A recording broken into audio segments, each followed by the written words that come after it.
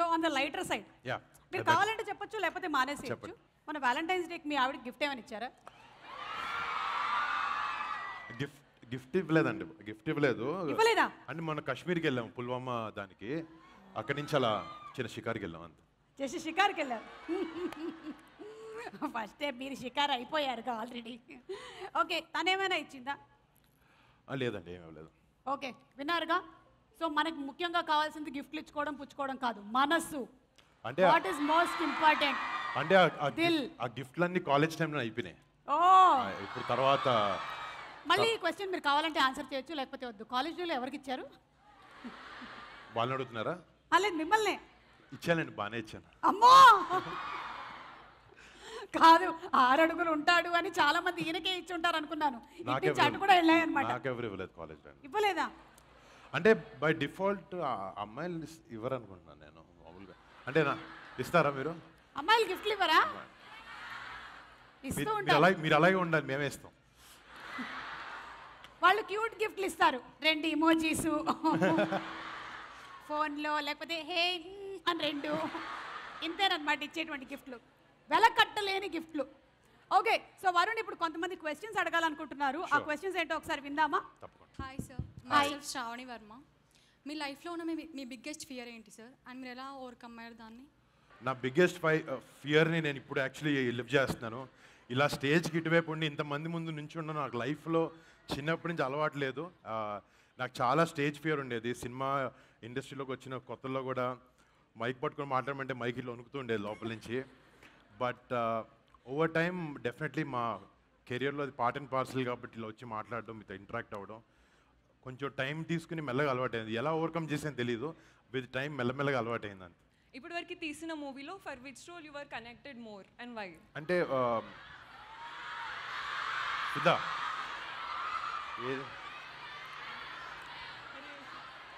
అంటే ఒక చిన్న, నాకు మామూలుగా లవ్ స్టోరీస్ అసలు ఇష్టం ఉండదు, చూడడం ఇష్టం ఉండదు. బట్ ఇబ్బందిగా ఉంటుందా చేయడం ఇబ్బంది అనిపించింది, కానీ ఓవరాల్గా అవే నచ్చినాయి చాలా మందికి. But I'm happy for that. నాకు నిజంగా అంటే నాకు కంచె సినిమాలో నేను చేసిన క్యారెక్టర్ చాలా ఇష్టం నాకు. అంటే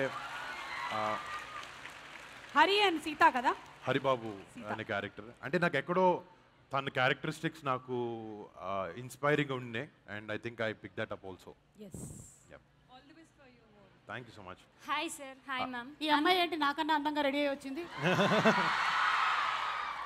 మేకప్ తుడుచుకో తర్వాత. ఓకే చెప్పు. I'm Keerthi. Always different films చేస్తారు కదా, who is your inspiration and any reason for the unique scripts? Definitely అది ఇప్పుడు మీరు అందరు కూడా రేపు పొద్దున ఒక యాక్టర్ వచ్చాడు అంటే something you expect from someone, right? అంటే ఎవ్రీ టైం నేను చేసిన ప్రతిసారి ఒకే కైండ్ ఆఫ్ స్క్రిప్ట్స్ వేస్తుంటే యూ ఆల్సో మీకు కూడా థియేటర్కి వచ్చి టికెట్ కొనుక్కొని రావాలనే రీజన్ ఉండదు.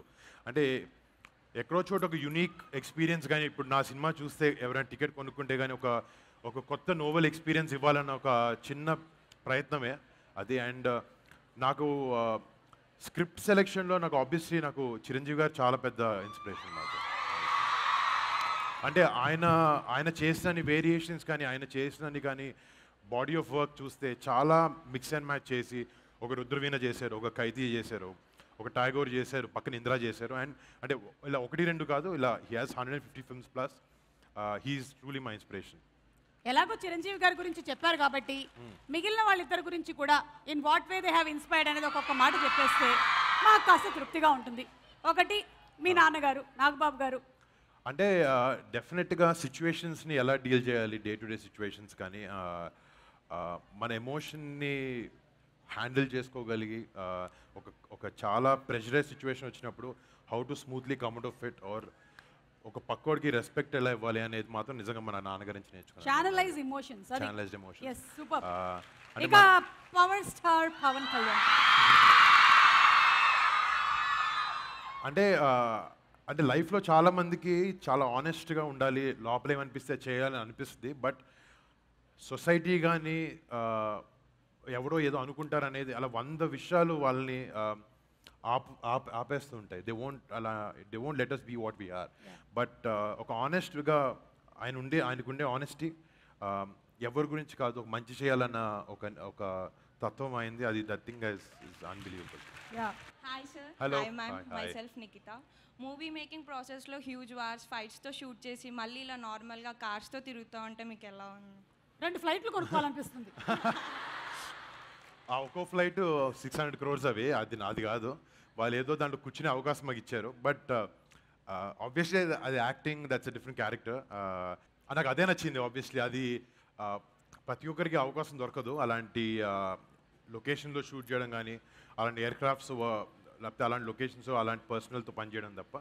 బట్ ఇది ఎవ్రీడే ఉండేదే. But this is nothing exciting, but that is very very very exciting. Hi sir, Hello. I'm Srija. As the movie name is called